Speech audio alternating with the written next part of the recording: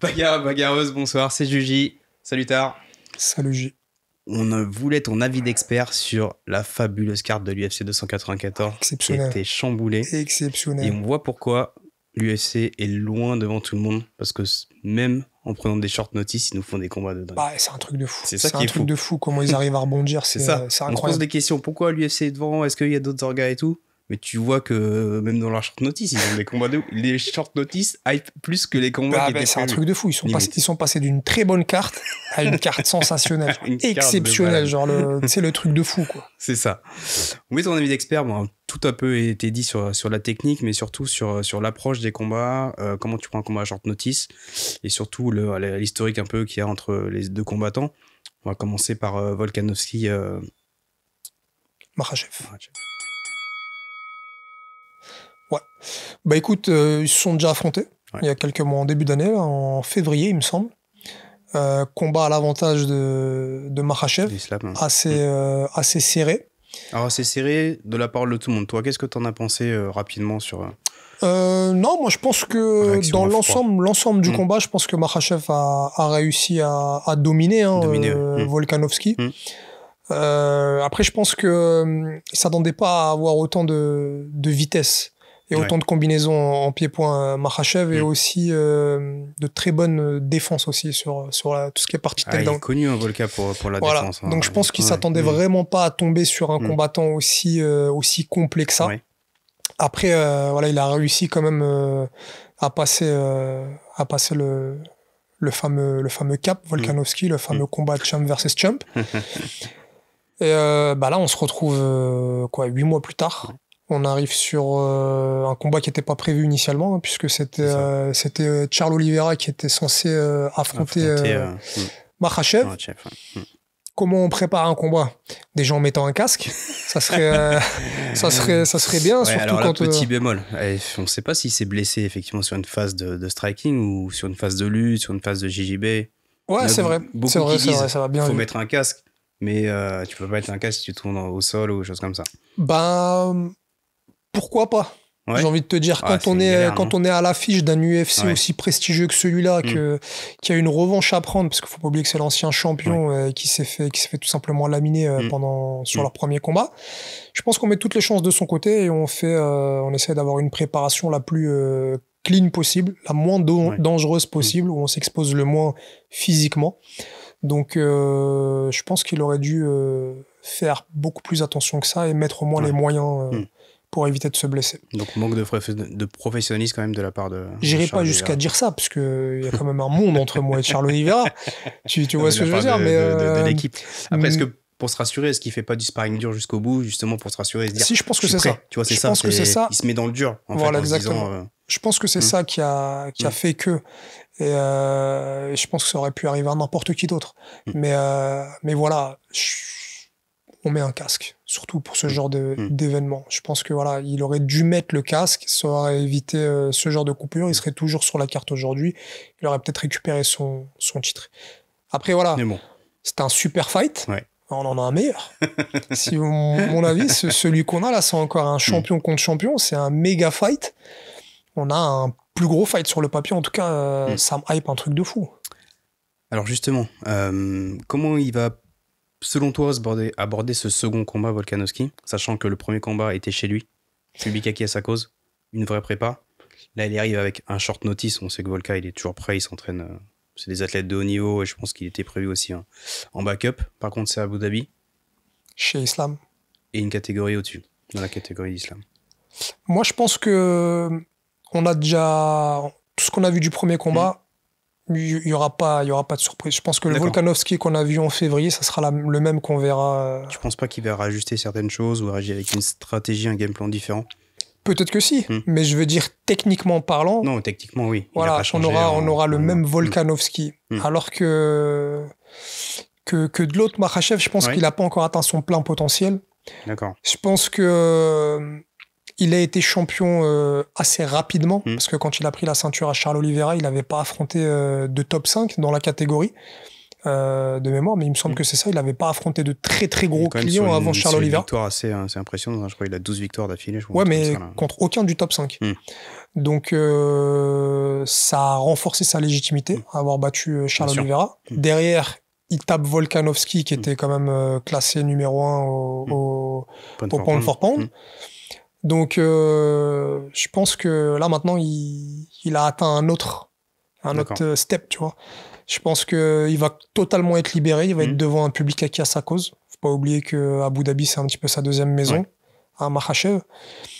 Et que c'est dans sa catégorie catégorie de poids, à 70. Donc, il sera beaucoup moins entamé que pour voilà, il n'y a pas de cutting à faire, pas un énorme cutting à faire. Je pense qu'on va avoir vraiment un islam, un nouveau Makhachev.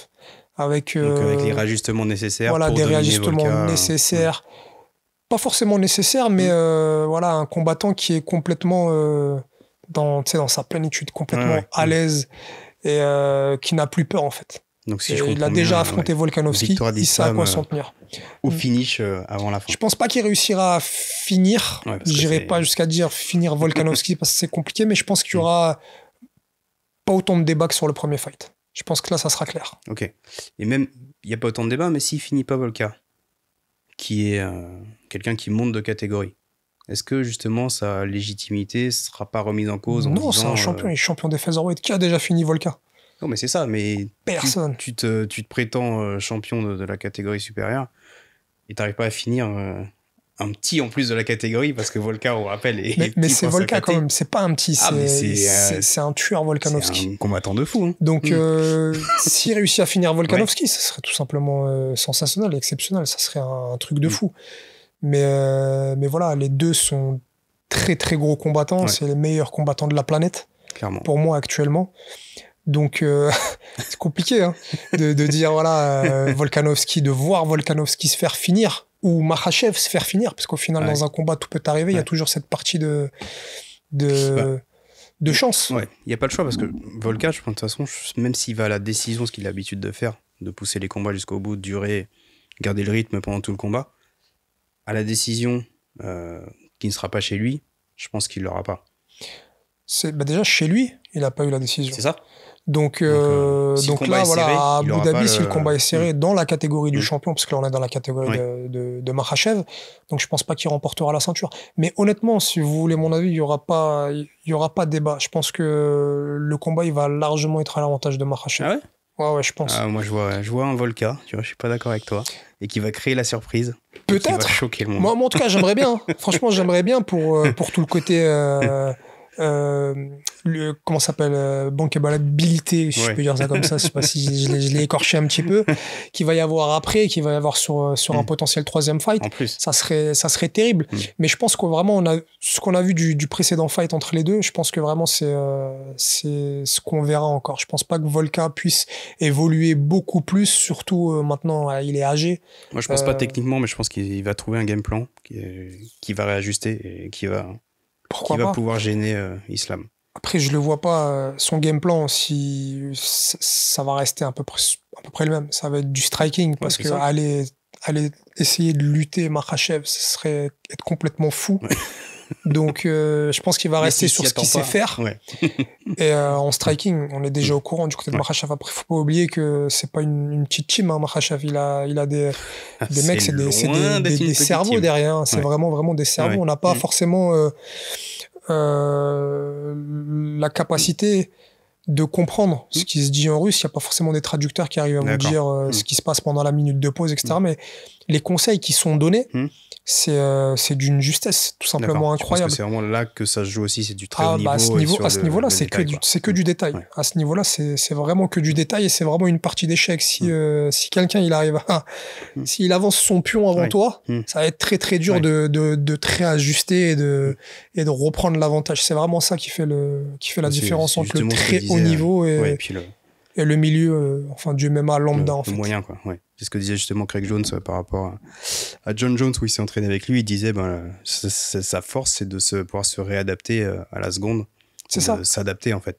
T'as beau avoir toutes les compétences, si tu sais pas les utiliser au bon moment, elles ne servent à rien. Quoi. Exactement. Si vous avez, de toute façon, à ce niveau-là, si vous avez ne serait-ce que une fraction de seconde d'avance sur votre adversaire, Oui, c'est déjà énorme. il aura déjà énormément de mal à rattraper le retard. retard. Donc, c'est à ça que ça va se jouer.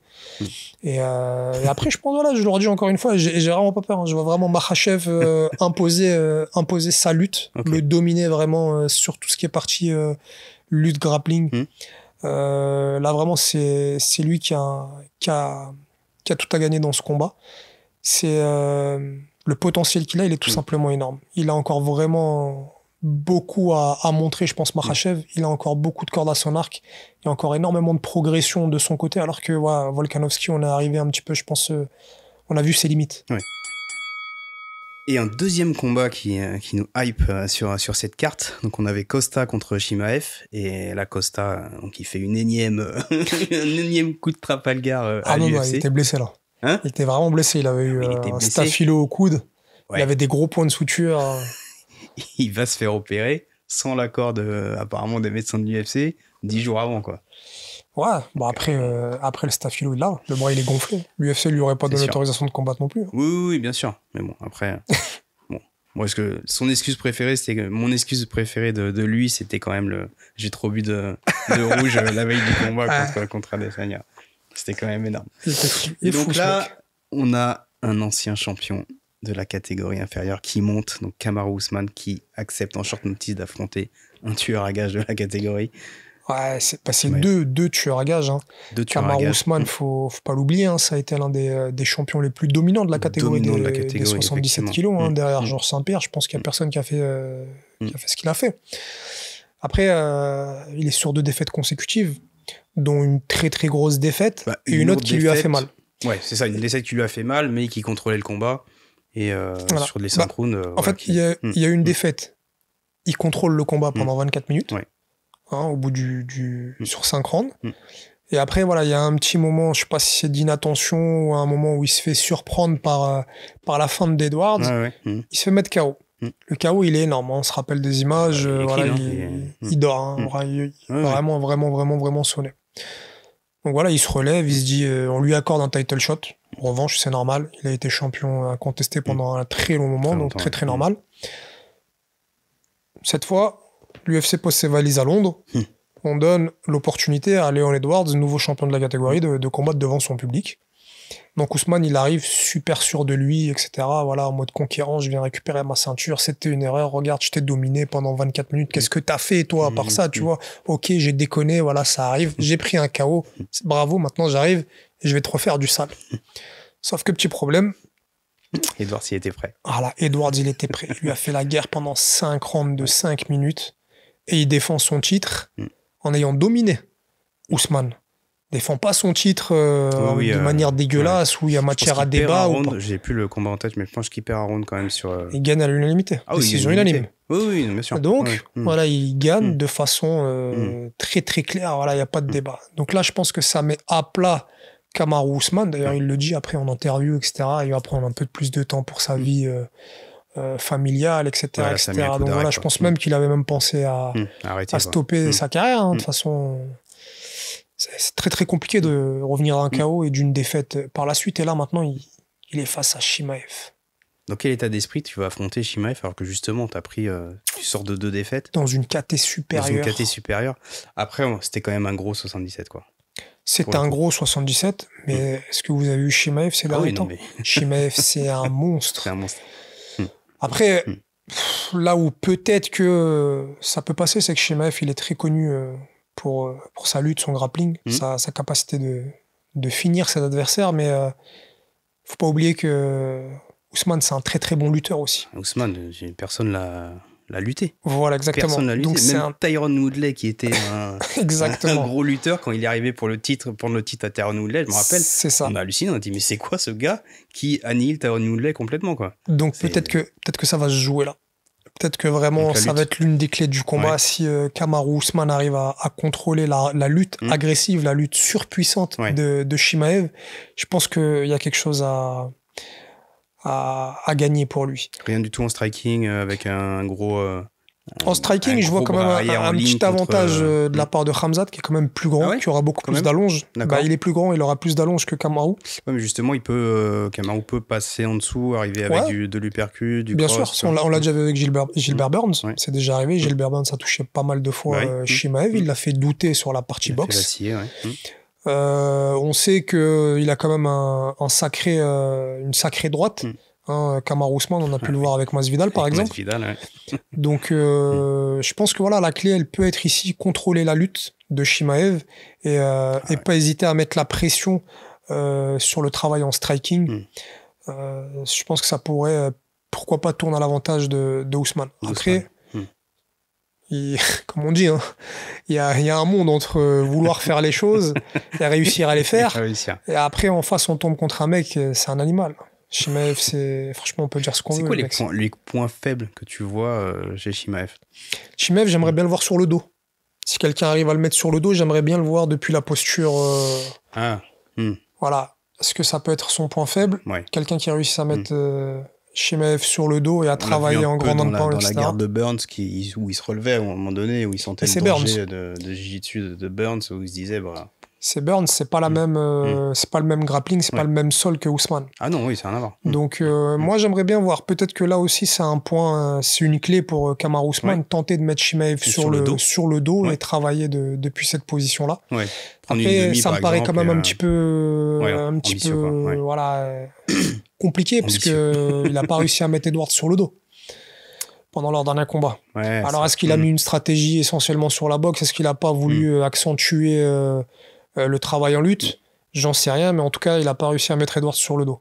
Est-ce que le point faible de Chimaev, c'est pas son ego, justement? Si, mais regardez ce qu'il a fait à Hollande. Sur son dernier fight. C'est qui a déjà fait ça à Hollande? On fait pas ça à Hollande. Hollande, c'est quand même un monstre. Regardez avec quelle facilité il l'a tabassé. Franchement, ce garçon-là, je sais pas jusqu'à où il est capable d'aller, mais je pense qu'il finira champion. Et je pense qu'il restera longtemps champion. Il y en a qui doit trembler, ça doit être Strickland quand même. Ah ben, Chimaev Strickland. Pour son trône. Chimaev, je pense qu'il doit se dire. Chimaev 100%. il me reste pas longtemps avec ma ceinture, faut que. Après voilà, c'est une KT qui a pas encore vraiment depuis qu'Adesanya est tombé, c'est une KT voilà qui cherche encore son champion. Et je pense que le futur de cette KT c'est Chimaev, et le jour où il va poser la main sur la ceinture, ça va être très compliqué de lui prendre. Un long règne. Après voilà, je vois quand même Chimaev gagnant. D'accord. Chimaev gagnant, et je pense qu'il va finir même Kamaru Usman. Ah, ce serait moche quand même. Je pense qu'il va le finir. Franchement, on se relève très rarement d'une descente aux enfers comme est en train de vivre Kamaru Usman, et on revient pas avec un combat aussi compliqué. Donc tu penses que Kamaru, il a quand même pris le short notice pour aussi le côté financier du terme. Peut-être financier, ou peut-être qu'il a encore des choses à prouver. Mais contre Chimaev, très compliqué. 2 défaites consécutives, prendre Chimaev monstrueux qu'il est, la forme qu'il a actuellement, là, le physique qu'il a, et après on connaît les perfs qu'il a fait à l'intérieur de l'octogone, etc. Ça risque d'être très très compliqué. Moi je vois en tout cas Chimaev finir Usman. Bon, je vais être du même avis que toi sur ce combat-là, on est d'accord. Même si le cœur parle. Moi aussi j'aimerais bien Usman, franchement, pour tout ce qu'on pourrait construire derrière, tu vois, l'image d'un champion qui tourne, qui réussit à revenir. Legacy pour l'héritage, quoi. Voilà. Après, il a déjà un bon héritage. Et je pense que c'est ce que disait Georges Saint-Pierre il n'y a pas très longtemps. Parce que j'ai eu la chance de le croiser et de l'avoir en c'est vraiment de la interview. chance d'être commentateur à Canal, quand même. On a eu Georges Saint-Pierre, et à un moment donné, il parlait du timing dans une carrière. Il faut savoir s'arrêter. Quand on a été champion pendant un long moment et qu'on tombe sur des challengers qui sont de plus en plus compliqués à battre, qui sont de plus en plus bons, à un moment donné, il faut savoir s'arrêter. Partir en haut de la hiérarchie, c'est pas la même chose que partir sur 2 ou 3 défaites consécutives. Donc t'aurais pu lui dire mais t'as quand même revenu prendre le titre à Bisping quelques années plus tard. On lui a dit, mais après, Georges Saint-Pierre, c'est un combattant, pour moi, c'est l'un des plus intelligents dans le roster de l'UFC. Il revient, il remonte en 84, et c'est Bisping. Contre le champion le moins dominant. Voilà, il sait qu'il a toutes ses chances, notamment sur la lutte, le grappling, etc. Et après, finalement, il le cueille avec un crochet, tu vois. Mais je veux dire, c'est Bisping. Il aurait pas fait le malin si c'était Adesanya, par exemple. Tu vois ce que je veux dire? Il aurait pris... quoique même Adesanya, il aurait pu le mettre sur le dos et gagner, mais il l'a pas fait contre Anderson Silva. Alors pourquoi il l'aurait fait contre Adesanya? C'est à peu près le même style, tu comprends? Clairement. On aurait beaucoup de choses à dire. T'as Les- toujours un plaisir de te recevoir. Tu reviens quand tu veux à la bagarre. Merci. Merci pour ces pronos. On s'écrit après pour savoir qui Pas avait de tort, qui soucis. avait raison. On va voir ça. En tout cas, on va À vivre très une super bientôt. carte. Et à très bientôt. L'émission KO sur Canal+, tous les jeudis. Ouais, 20h30 GMT. On te retrouve aux commentaires aussi de Yes. différents événements. Tous les week-ends, il y a des événements UFC, donc Ouais. voilà. Top. Nickel. Merci beaucoup. Merci à vous et à très bientôt sur la bagarre. Ciao.